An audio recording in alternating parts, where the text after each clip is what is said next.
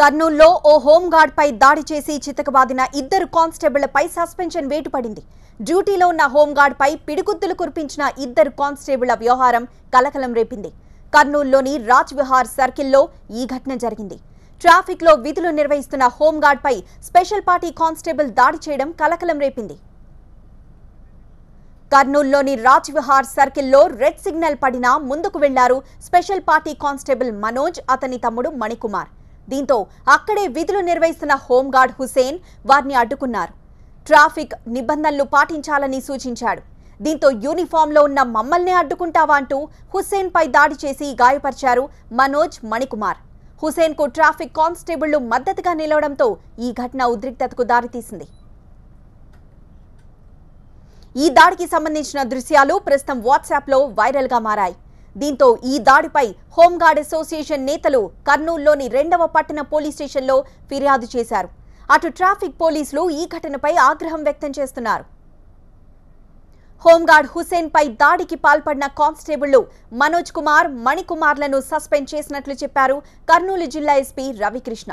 Police శాఖలో క్రమశిక్షణ ఉల్లంఘించిన ఎవరైనా శాఖాపరమైన చర్యలు తప్పవంటున్నారాయన. కర్నూలు రాజ్విహార్ సెంటర్లోని ఒక హోంగార్డ్ హుస్సేన్ అనే వ్యక్తి మీద దాడికి పాల్పడిన ఇద్దరు కానిస్టేబుల్స్ మనోజ్ కుమార్, మణిక్ కుమార్ ఇద్దరిని కూడా సస్పెండ్ చేయడం జరిగింది. అదేవిధంగా దీంట్లో ఒక కానిస్టేబుల్ గత చరిత్ర, అతను ఇంతకుముందు కూడా కేసుల్లో ఉన్నాడు. అతని మీద పూర్తి స్థాయిలో విచారణ చేయమని డిఎస్పీ కర్నూలుకి ఆదేశాలు జారీ చేశాం. పూర్తి స్థాయిలో విచారణ తర్వాత ఇంకా కఠినమైన శాఖాపరంగా చర్యలు తీసుకోవడానికి కూడా ప్రయత్నాలు చేస్తున్నాం. పోలీస్ శాఖలో ఎవరైనా సరే క్రమశిక్షణ ఉల్లంఘిస్తే చాలా కఠినంగా వ్యవహరిస్తాం. గతంలో నంద్యాల సంఘటనలో కూడా అతని మీద క్రిమినల్ కేసు నమోదు చేయడమే కాకుండా రిమాండ్ చేయడం జరిగింది. అదేవిధంగా అతను అదే రోజు మనం సస్పెండ్ కూడా చేయడం జరిగింది. శాఖాపరంగా చర్యలు కూడా ఆదేశాలు జారీ చేశాం. భవిష్యత్తులో కూడా పోలీస్ శాఖ ఒక క్రమశిక్షణకు మారిపోయేది ఒక శాఖ, ప్రజలందరూ కూడా ప్రత్యేకంగా గమనిస్తూ ఉంటారు.